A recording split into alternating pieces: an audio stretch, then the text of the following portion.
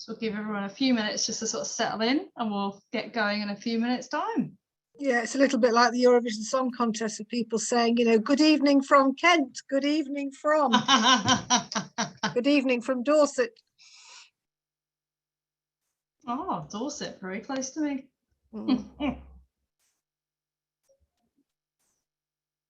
Northampton, Hampshire. I've started something going now. Sussex. We need some northerners. Oh. Yeah, it's very, very southern at the moment, very much so. But everyone's welcome here, regardless of north, south, east, west, absolutely. Reading. Sleaford in Lincolnshire. I used to live in Lincolnshire. Oh, man. There's no one from Essex yet. No, somebody said, poor you, County Durham. I think in North, I'm liking this. It's a bit like speed dating.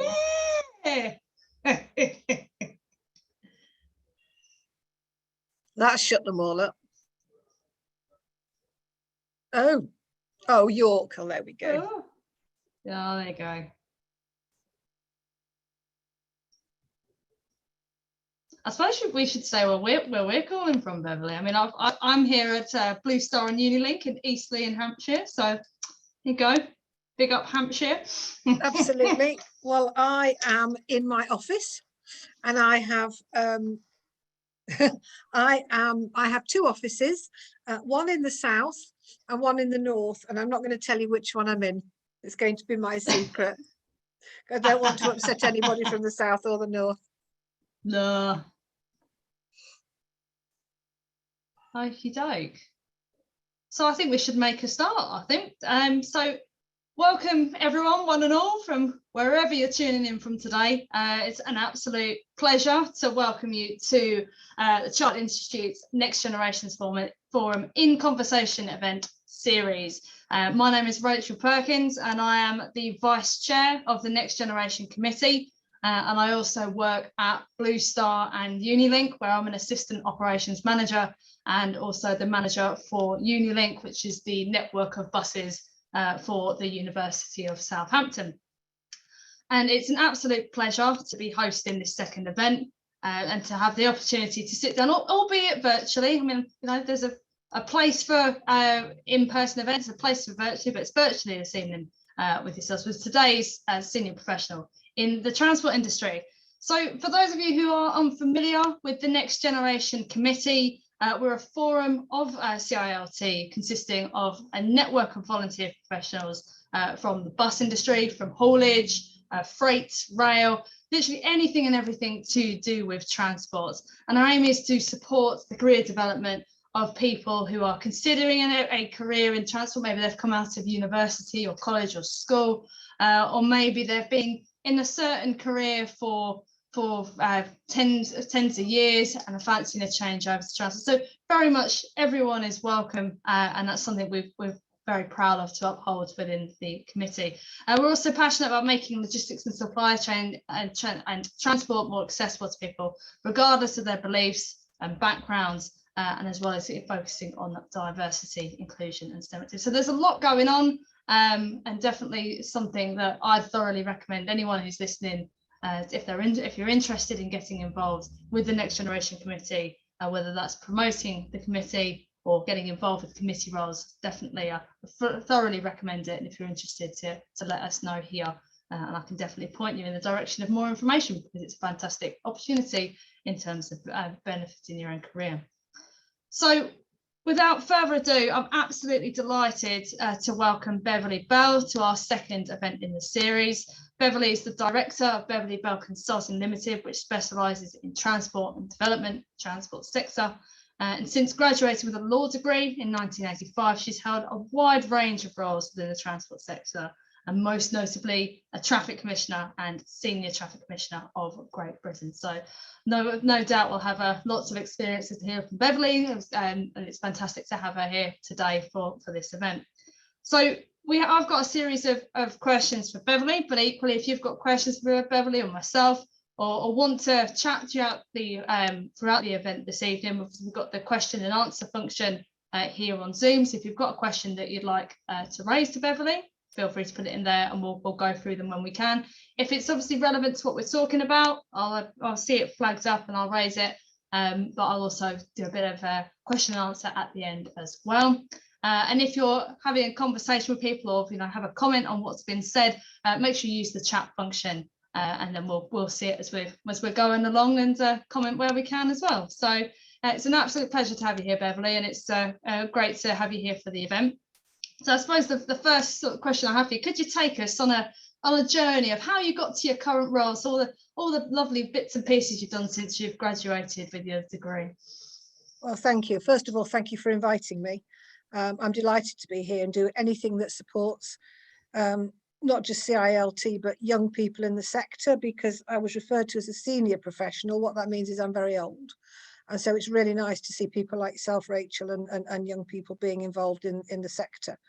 How did I get to be where I am today? Goodness knows. When I was a little girl, I wanted to be an architect, but discovered you needed physics, and I was crap at science, so that was out of the window. And then I wanted to be an air hostess, which I thought was extremely glamorous, but my mother put me off it, and then I fell into the law, and actually really enjoyed and wanted to be a solicitor. And then years ago, the lady who prosecuted for the then vehicle inspectorate left, and I was told to go and do all that prosecution. And I said, what's a tachograph? What's a fifth wheel?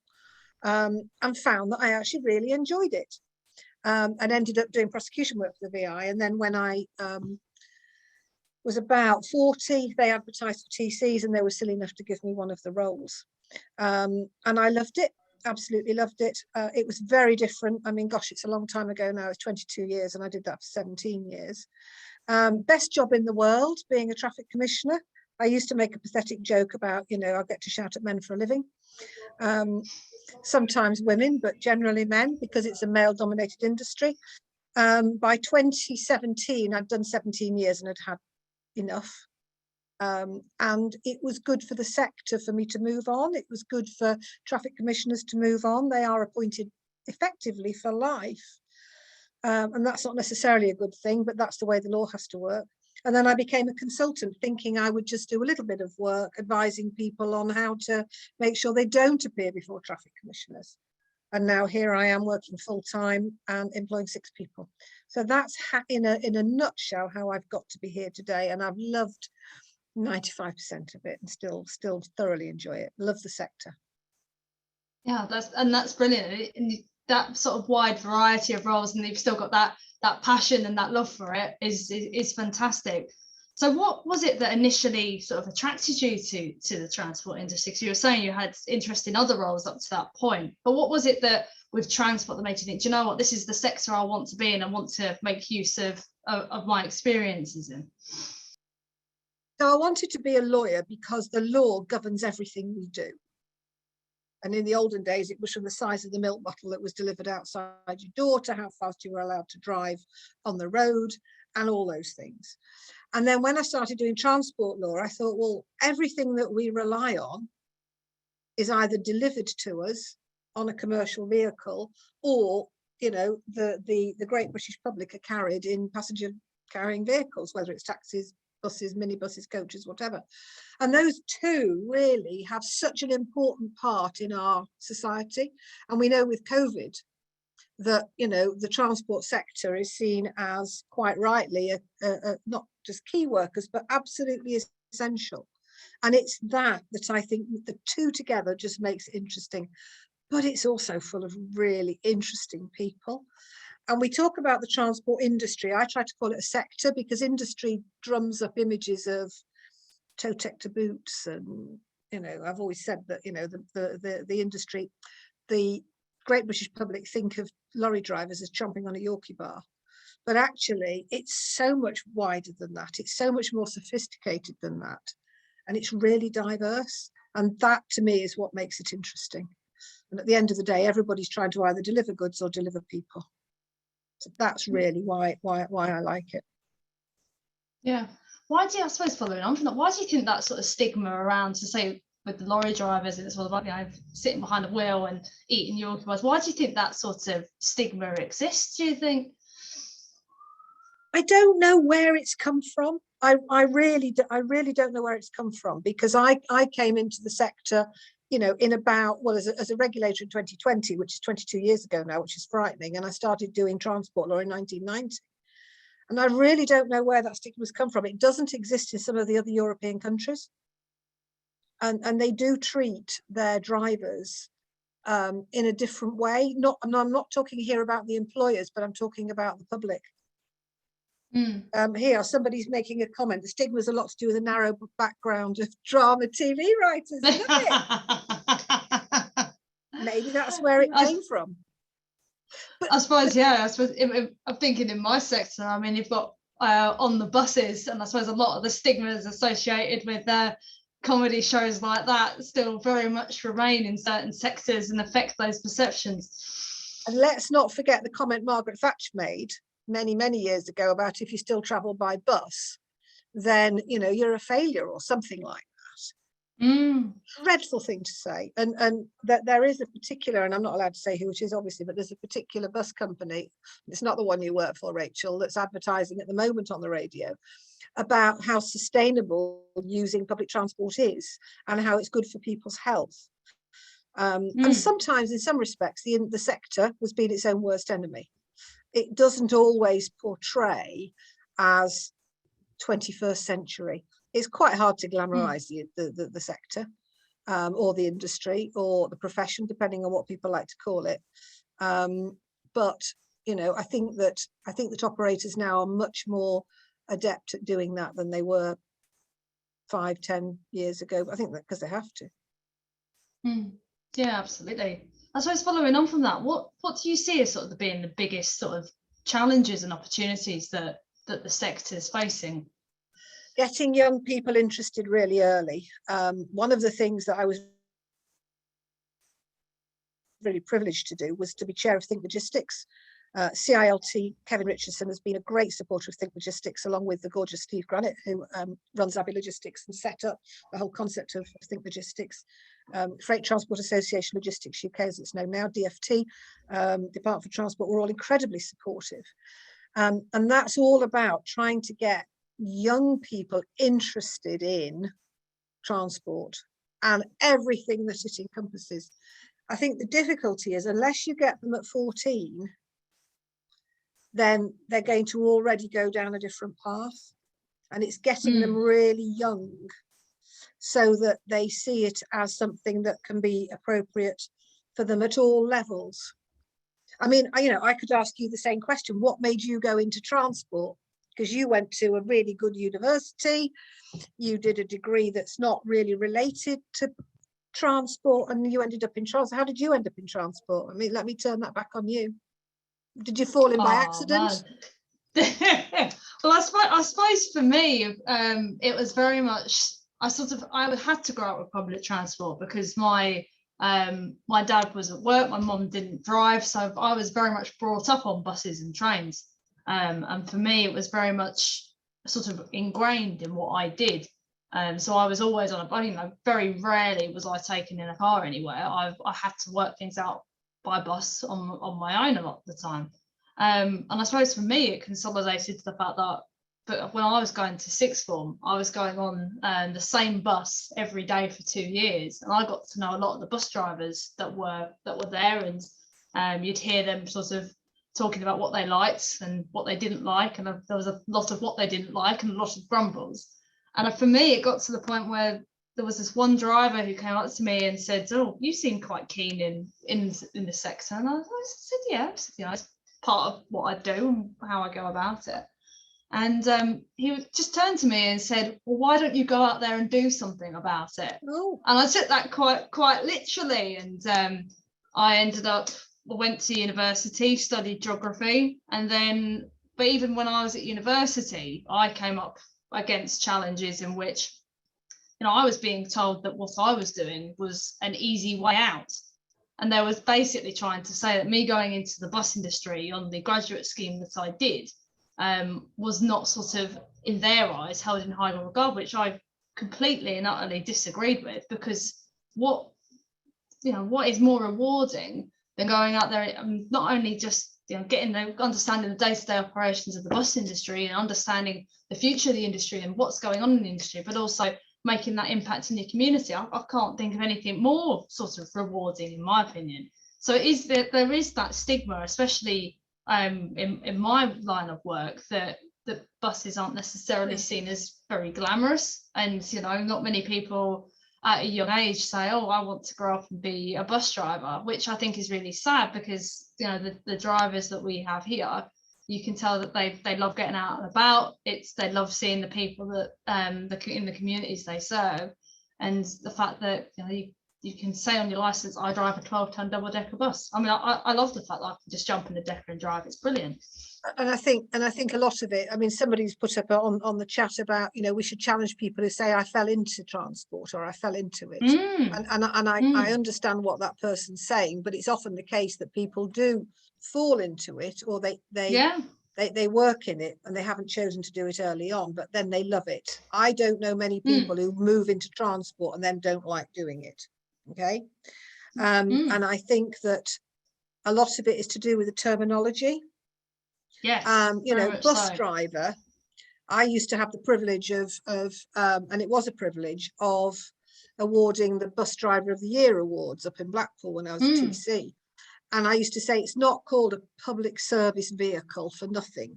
You're not called a public service vehicle driver for nothing. And I don't just want to concentrate on the PSV sector. It's important in the haulage sector as well. Absolutely. Indeed trains, etc. In the rail industry. But those people perform a really, really important job. So that's why I love it. And I think the challenge is getting people early. And I think the challenge is making them appreciate what an interesting sector it is.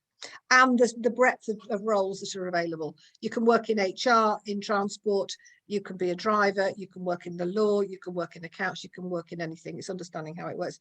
And again, somebody's talking about the challenges at Dover, shows you how complex the supply chain is. Oh, absolutely. Yeah. And I suppose following on from that, do you think that industries themselves are doing enough to sort of inspire and promote the next generation of professionals within the transport sector, and what should they be doing, I suppose, is the bigger question behind that? I don't think it's for me to say what they should be doing. I think some are really, really great at it. And I think that the whole Think Logistics initiative is a really good example of that working in practice, going out into schools, speaking to 14-year-olds, speaking to people early enough. And I think people who moan about it do it a disservice. So I think we could all do more. And I think we have to do it all the time. And it's not just our sector, it's the care industry, construction industry, or the care sector, construction industry, all of those. It's very difficult to get young people to be interested in it early on. And I think we can all do more. And I think we need to think of more inclusive ways. I know of an operator up in the Northwest who has an open day every year. And they you can even analyze tachographs and do driver training. A mad jock. I thought you were there. I saw you. Somebody I know. I used to call him lovingly, not in any way being offensive, the mad jock. He knows it's a term of affection, and I saw you were on the call, so it's nice to see you. I think as I was saying, there's a particular operator I know who has this big event every year. And they have bouncy castles for children, and they invite everybody because they're a big employer in the town. And that's just showing the positive contribution that they make to the sector and to the economy. I think it's 1 in 12. It's either 1 in 8 or 1 in 12 people work in the transport sector.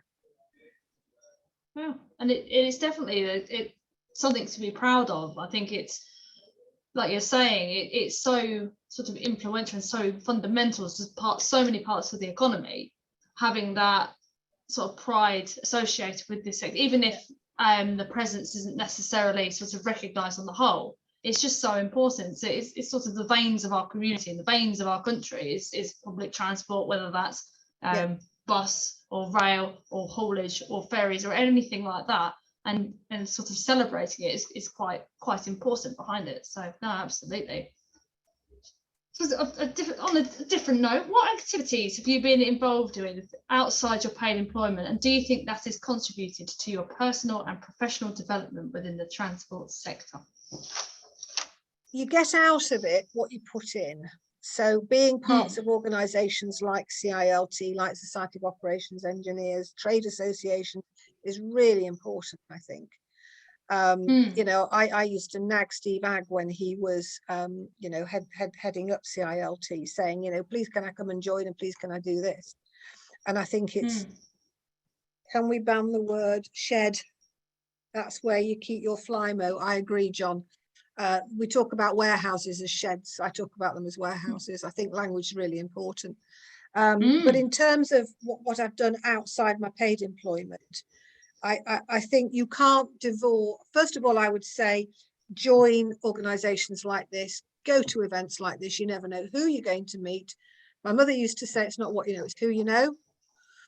I'm not quite, I think there's a bit of that, but it helps to meet people and forge those links. But I think in many respects, we're the same person at work as we are at home. So I bring my parenting skills to the job. Okay. And I also bring the fact I'm a daughter to the job. You know, sometimes I dealt with a chap the other, well, in my consulting role, I hope I look after operators who don't want to get into trouble, or they might have had a spot of bother, and I try and get them out of it. And I dealt with this chap, and he was about 80 when I was first instructed, and he said, I think my two daughters are probably old enough now to run the business. And how old are your two daughters? Oh, 52 and 53 or 54. Right, I think they probably are. And he so reminded me of my father. Because, I mean, he was an absolutely lovely old bloke, really lovely, but quite old-fashioned, and thinking, well, do I really want to hand over the reins to my daughters in their 50s? And he passed away recently, and I shed a tear because it's like, it just reminded me of my father.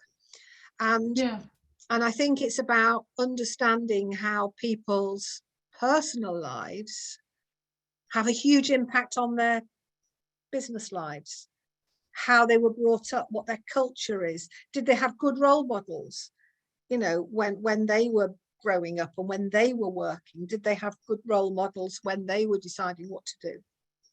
And then in terms of my parenting skills, I adore my children, but they know, they are grown up now, but they do know the lines they can and can't cross. Yeah, and that's absolutely. the same with dealing, when you're dealing with people as regulators. That's what I'm saying. Sorry.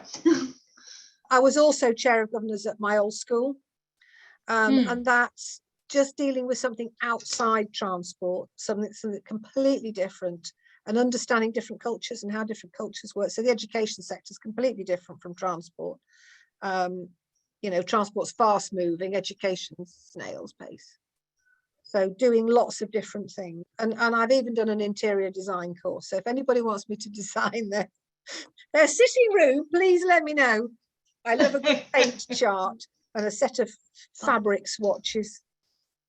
Oh man, I would send you around mine, but I'm renting, so I'm a bit limited in terms of you what can can be still done. do things with throws and cushions and candles, you know, Rachel. That is true. That is true.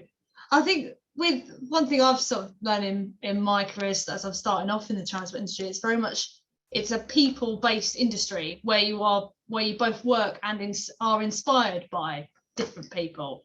I mean, for me, coming into my new role here at Blue Star and Unilink, I'm still very much sort of remember the people who inspired me and got me to where I am now, and a lot of those people are actually the bus drivers that I met. And you know, it's interesting to just get that diverse range of experiences and understandings of the industry that we all sort of care so much about. I think that's sort of what makes it stand out, as we're saying, and it's sort of a unique, almost like a sort of family, as it were. Everyone sort of has their role and has their responsibilities, but there's still that care and concern throughout the sector, regardless of where you go. which is brilliant.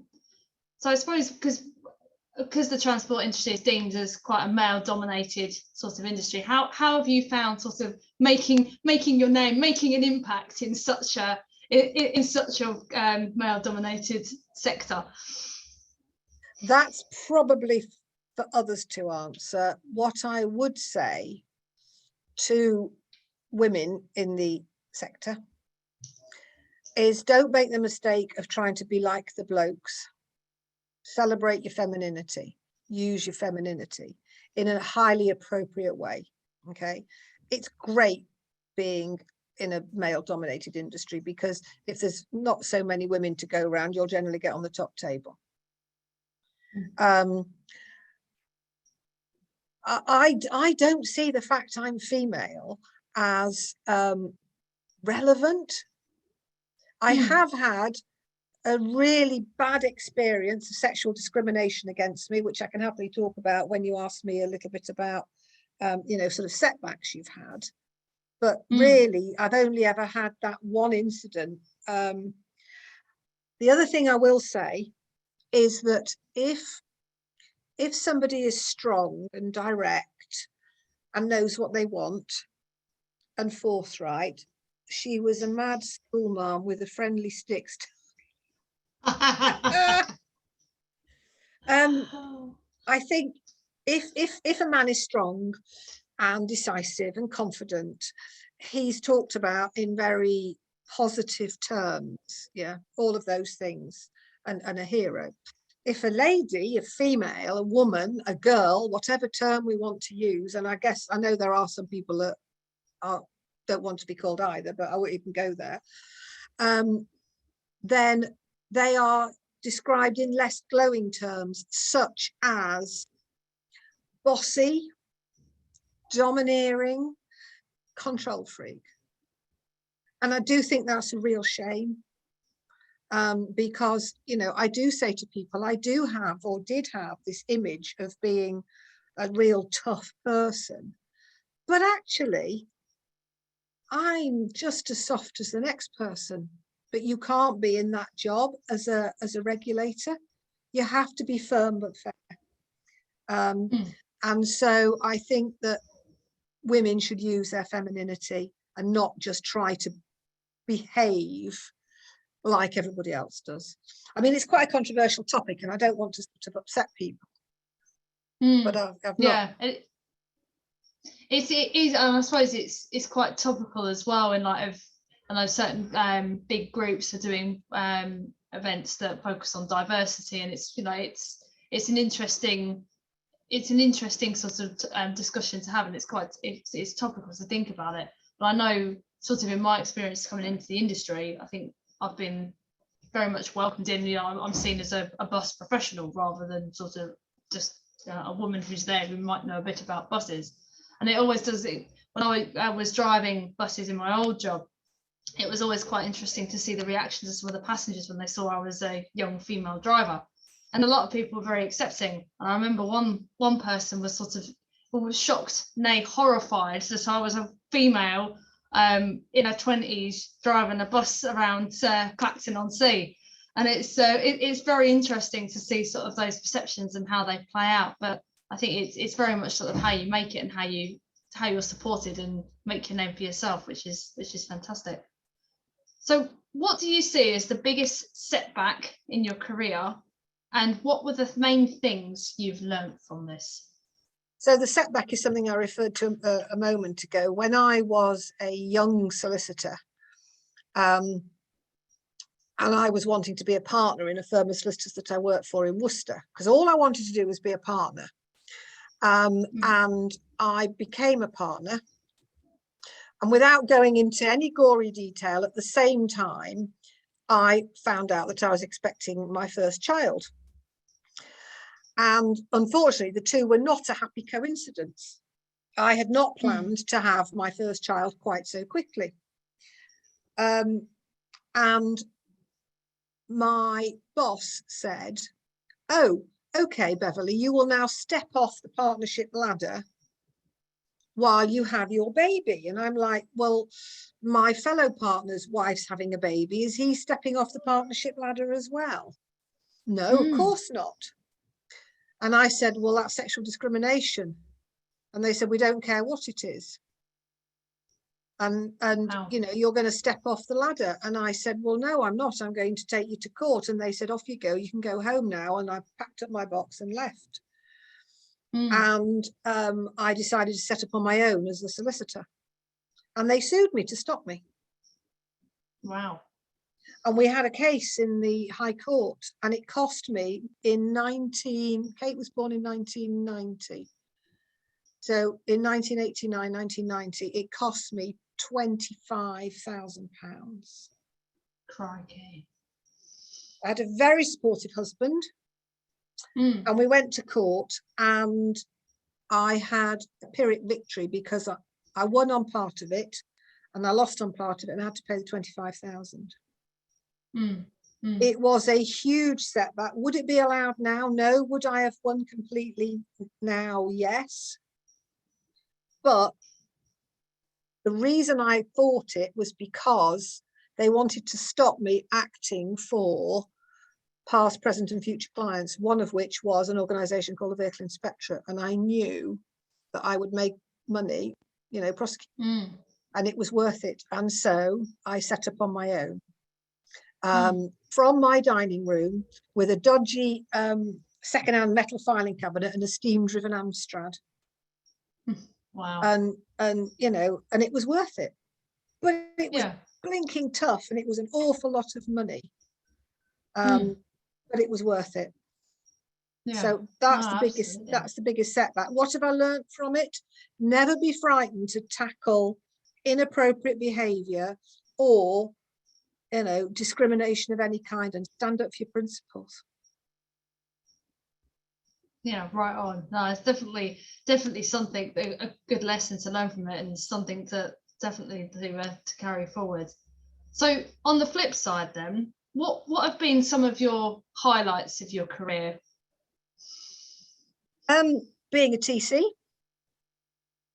absolute highlight. And I don't want to say this in any showy off way, but getting the CBE was an absolute highlight. Meeting the Queen was... Which royalty? I was going to say, which royalty did you meet? Queen. Man. It was terrifying. She doesn't do many, well, she doesn't do any now, but she didn't do many then. But the chappie that had saved all the people in the Kenyan bombings in the shopping centre was getting the George Cross. So it was the Queen. And so that was an absolute highlight, as was the meal afterwards. That I had for 20 people, and the enormous amounts of alcohol, and then we staggered over to the bar afterwards. So that was an absolute highlight. In terms of what I do now, that I've set up this training company, and we put people through their transport manager CPC exam.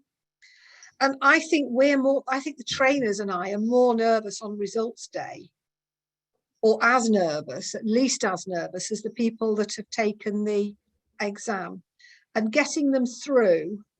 Yeah, Carl Heineman's agreeing with that. Anybody here who does training will absolutely get it. And the satisfaction we had on our first course, lots of people, my mad jock friend is agreeing. On our first course, one of the people failed, okay, by about 3 points. We've just put him through and he's just passed it, and we're like, yes. And that's real enjoyment, that's real highlighting of success, and I really like that.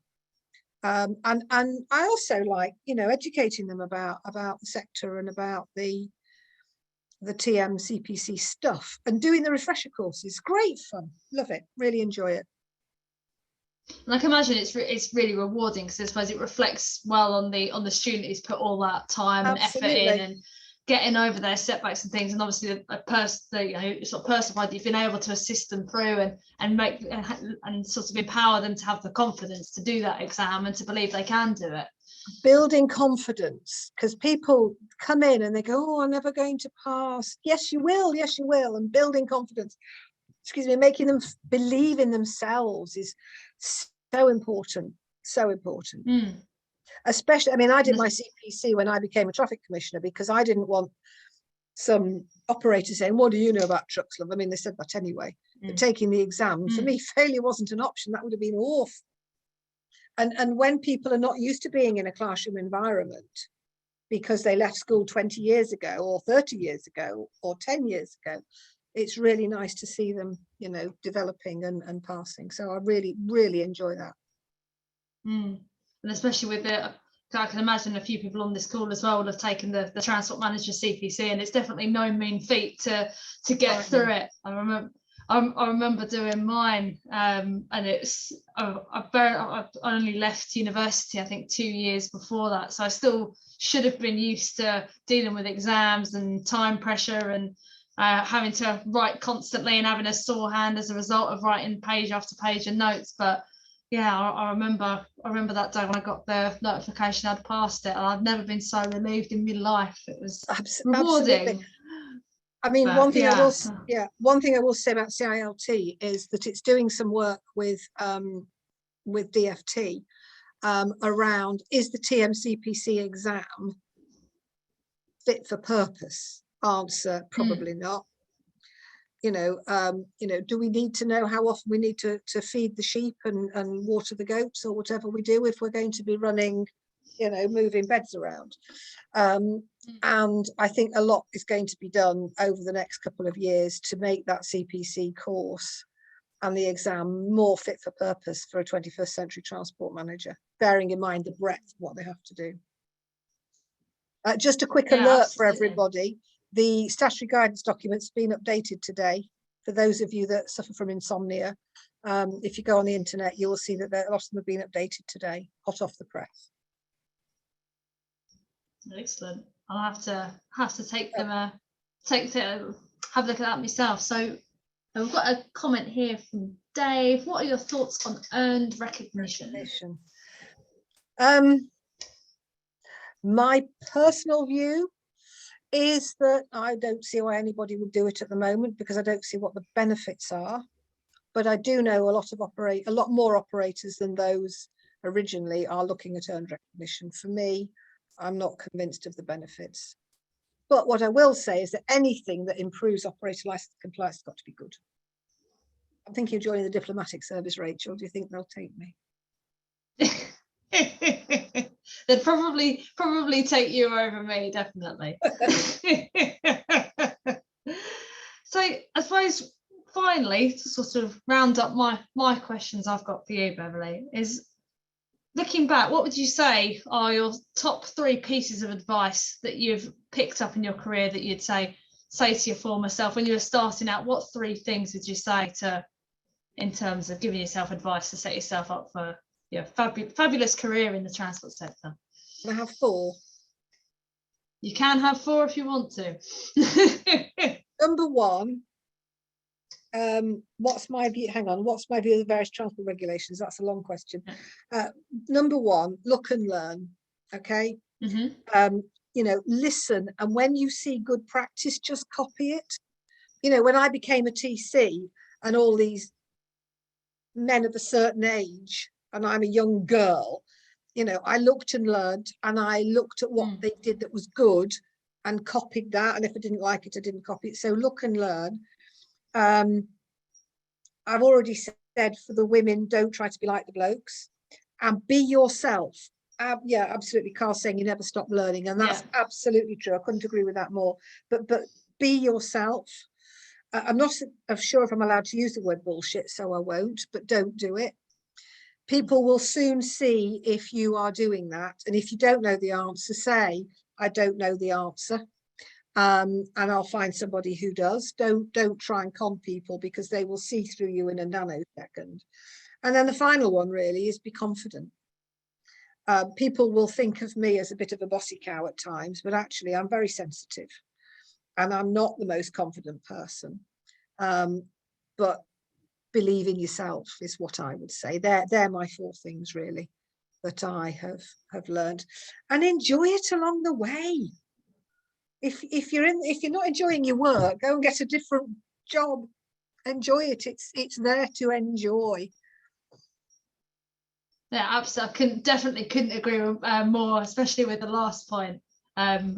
Definitely, at the end of the day, you spent so many decades of your life working, and what's the point of pursuing something that you don't enjoy? You're going to be here for quite a while, so if you don't do something that you enjoy very much, sort of what's the point, as it were? And yeah, no, I completely and utterly see that entirely. So we've got some questions that have appeared in the chat, so I'll just go back a little bit. I know there was a question about FORS. Go on. So I'll just start with John's question. So what is your view on the various transport regulation standards across Europe? Well, we have the best regulatory regime. I think we probably have the fairest, and I think it's an absolute nightmare for operators if they're operating across Europe and you've got different standards. When I was a TC, I was privileged. Every now and again, they would let me go to Brussels, but not too often in case it started World War III. But just seeing how those competent authorities, the equivalent of traffic commissioners, work in different European countries was amazing. But not, and whilst it's an interesting intellectual exercise, it's not helpful for operators where you haven't got that. We work really hard in Great Britain to have a level playing field, but it's not level once you go over to Europe, because they all interpret it differently. And I just think it's a nightmare for operators, and they have my sympathy. Yeah, they absolutely do. Don't ask me about Brexit.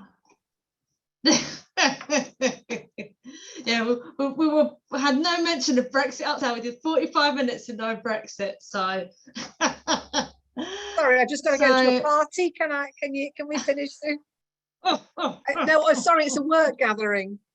Work gathering, absolutely. So, question from Mark: what are your thoughts on industry recognition schemes such as FORS? I will give the same answer on FORS as I gave when I was a traffic commissioner. We have an excellent system called operator licensing. I don't see the value of FORS. I understand why it was started, and it was an absolute initiative by Sir Peter Hendy in London. I'm sorry to say I don't see the value of FORS, and I know that I will upset some people by saying that, but I am known for my plain speaking. That's my view. And the other thing I would say is that there are an awful lot of different accreditation schemes, and that can be quite confusing.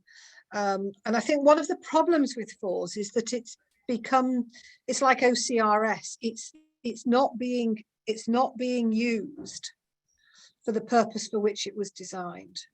And I think that's one of the difficulties with any accreditation scheme. Oh. So I've got a question from Martin. Do you think that the MOD transport operations should come in line with the private sector with regards to transport compliance and regulations, i.e. tachographs? These are matters for the Department for Transport. I think we have to remember that the exemptions that are in the Act for operator licensing are generally there for very good reason. The MOD is obviously doing very specific operations where they might need to drive through the night, and they might need to drive for longer than 9 hours or 10 hours or 11 hours. So I think generally there are good reasons for the exemptions. There are some where maybe there shouldn't be an exemption. Don't ask me to give an example, but I certainly think they would benefit from review. They're in the 1995 regulations. Schedule 3, I think, is the exemption, and I think they would benefit from review. Brilliant. Okay, so what else we got? A question from James. There's a serious issue with non-exhaust emissions, i.e. the Oslo effect road tyre dust. How do you see this being resolved with the tightening of environmental legislation? Do you remember I said, if you don't know the answer, say? I don't know the answer. I'm really sorry. I don't know. I don't know. That's but I'm going to look it up now and see. I'm going to make a note. Did you get all the details? Do you want me to say again? No, I've got the details. I saw the question when it came up, and I thought, oh, I don't know the answer to that. Oh man. Okie doke. So move on Do you know the answer? Do I know the answer? No, I don't. I'll put that out there myself. Okay, Mark Heverin saying, Mrs. Bell, I know. All right, so question from Dave. What do you think are the better rules for safety in the passenger world, EU or domestic? Define what you mean by better. I think we've got to remember that those rules, whether it's domestic or EC, are there to protect drivers and employers. And it doesn't mean it's a target. Just because there's a maximum daily driving period under the EU regs or under the domestic hours doesn't mean that's a target and you've got to make the drivers drive for that period of time. That's the maximum. So I don't really think it matters. What's much more important is that you take account of your own operation, your flexibility, your operational requirements, and the driving force. You know, what are they driving? How long are they driving it for? What type of journeys are they doing? What sort of terrain is it? You know, there's a lot of difference between, say, a PSV driver and a lorry driver in certain circumstances. I really don't think it matters. I think what matters is that you've still got a safe system of work for those drivers. And again, those are matters for DFT. I think it's confusing for operators and I think it's difficult. And for me, I would always want to have, I'm not going to use the phrase levelling up, but again, a review of why have we got two sets of regulations? And then you layer on top of that the working time directive and it makes it more complicated. And I will say this, I do think that PSV legislation, and I always said this as a commissioner, needs a whole-scale review. It's absolute legal nightmare. Yeah, it's something I'm sort of slowly but surely getting to grips with here in my new role as well. And yeah, I definitely see where you're coming from on that one.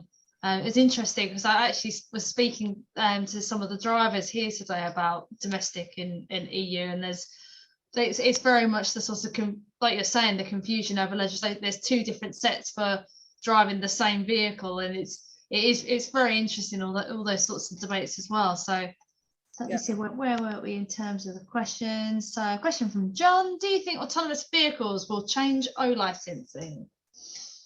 I don't think they'll change O licensing. I think it'll have an impact on how the TCs regulate them. You know, a few years ago, I went to an event where there was a manufacturer who was talking, a vehicle manufacturer who was talking, and he was happily explaining how lorry drivers would be able to watch their iPads while they were driving their vehicles, or while the vehicles were being driven autonomously. And I said, have you consulted any regulator in Europe at all about this? And they haven't. And I think there's some really complex questions that the sector is going to have to address. And I think there needs to be a really important dialogue between the Department for Transport, DVSA, the traffic commissioners, and the sector. Because at the end of the day, the person behind the wheel of the vehicle is still the driver. So I think there's some really complex questions to be answered. And the technology is moving so quickly. You know, it's got to be addressed, and it will come. Yeah, it will come. Yeah. So I've got a question from Carl. Do you think O licenses will come in for 3.5 tonnes in the UK? Now they'll need it for international work for H&R in May. I would say ask the Department for Transport. I think what I will say is that anything that is regulated under the O licensing system is generally compliant. You know, it's only a tiny proportion of operators that get into trouble. I think that the biggest risk is the unregulated fleet. And there's been such a growth in van delivery, not just because of COVID, but because of the way we buy our goods pre-COVID, and now the way we buy our goods post-COVID.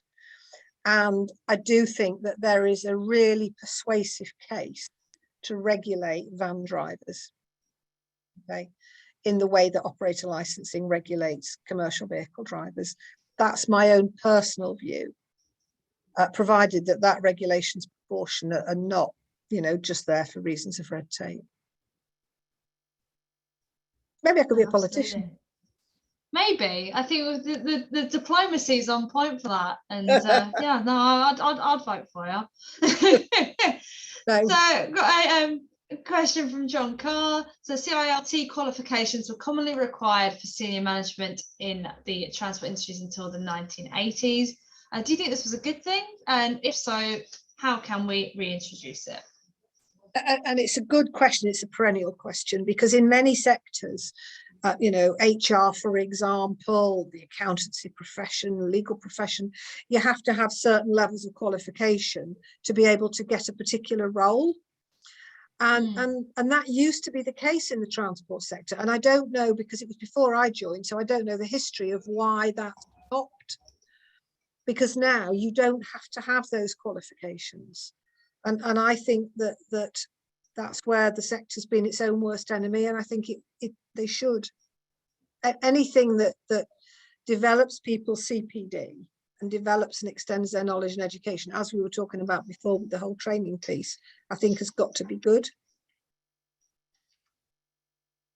Is that now what the CPC is? I don't think it is. I think the CPC is something, it's you've got to have it to be a transport manager, but it doesn't actually teach you how to be a transport manager or how to be an effective transport manager.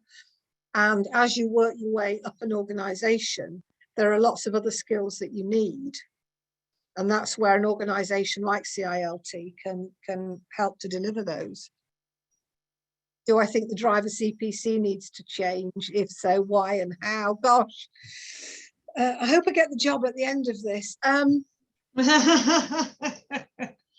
think we do deliver driver CPC training, and I think it's quite inflexible at the moment. And I wish that there was more flexibility for it. I am glad that they are tackling, that JALT is starting to tackle some of the considerable abuse that's gone on in some organisations. And I think that the training must be seen as a positive exercise. And I've seen operators who put their drivers through the same course 5 times. How depressing is that for the driver? And so, yeah, I think the concept's great, but the practice has not been so good. A question from Jerry. How do you think we can increase diversity within the senior management in the industry? Well, that's by getting people like you in, Rachel. And getting I'm trying. Getting young people in and getting them involved. Did the CPC focus on more of the human skills? I think any training should focus on the human skills. It goes back to the point I was saying before about, you know, I use my parenting skills and the fact I'm a daughter. And yeah, I think it's really important, because you were saying before about people. You know, people buy from people. People learn behaviour from people. So the more that can be done to make sure that it's the right behaviours and the right practices has to be encouraged. Absolutely.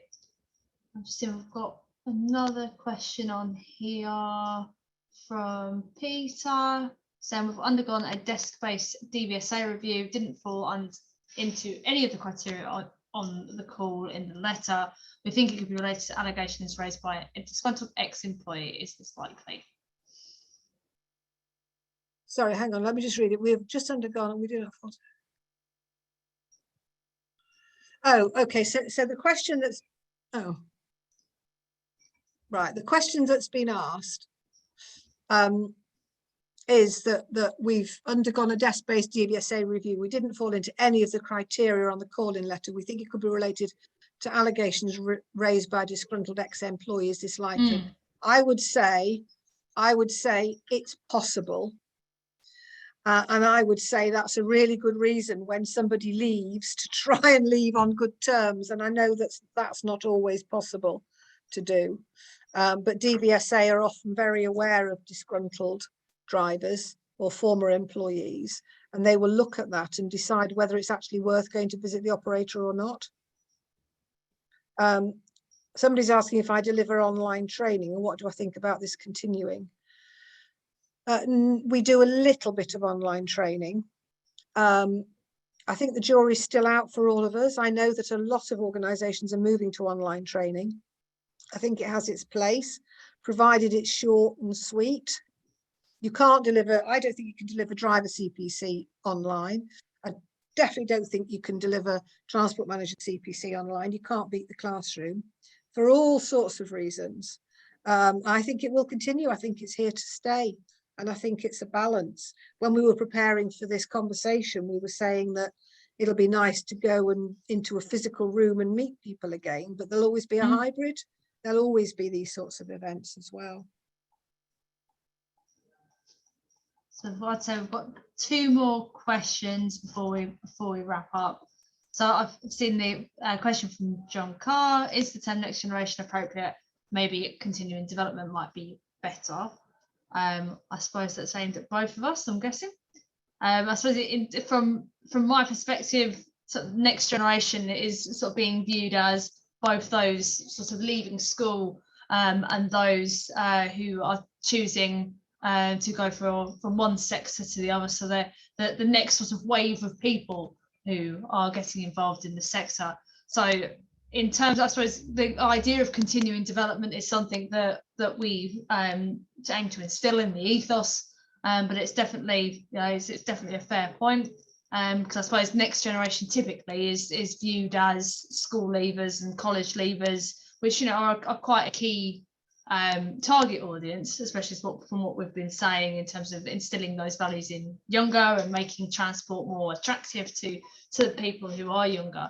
But I suppose the sort of phrase next generation is more sort of the continuing wave, as it were, where we go from here. I don't know whether you've got any thoughts on that, Beverley.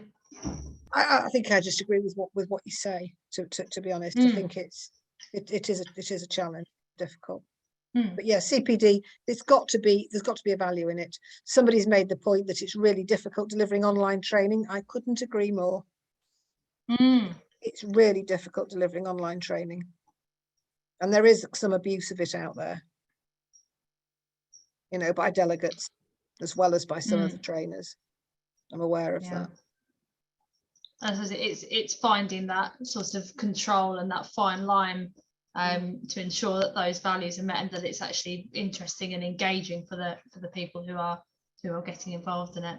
One of the comments that was made was that I'm early in my current career. I think I'd make the point that before I was a TC, I was actually a transport solicitor as well as a criminal solicitor. So in a way, I'm just going back to my roots. Back to your roots. Yeah. So just looking at the time. So we've reached the end of today's in conversation with events. So it's been quite fun, isn't it? I've quite enjoyed it. Have you enjoyed it, Beverley? I've enjoyed it. What I've really enjoyed is seeing the questions come up, because it's very difficult when you're on a call like this, because you can't see the audience, you can't engage with the audience. So it's been really nice. So for me, I'm really grateful that the comments have been coming in. But well, I've enjoyed it. I mean, I'm looking forward to my tea, but I've enjoyed it. Yeah, so it's been an absolute pleasure to chat with you today, Beverley, and thank you to everyone who's tuned in today, submit questions and listened along with us. So if you're interested in learning more about the Next Generation Committee, please be in touch with either myself or the committee chair, Oliver Craig, and we'll be more than happy to provide more information, whether that's learning a bit more about the committee or getting involved. But yeah, it's been an absolute joy this evening. Thank you so much to everyone for coming, yeah, have a fantastic evening. Thanks again, Beverley. Well, thank you, Rachel. Thank you very much indeed, and thank you for the nice comments that are coming up as well. Thank you. Brilliant. So take care, everyone, and have a lovely evening.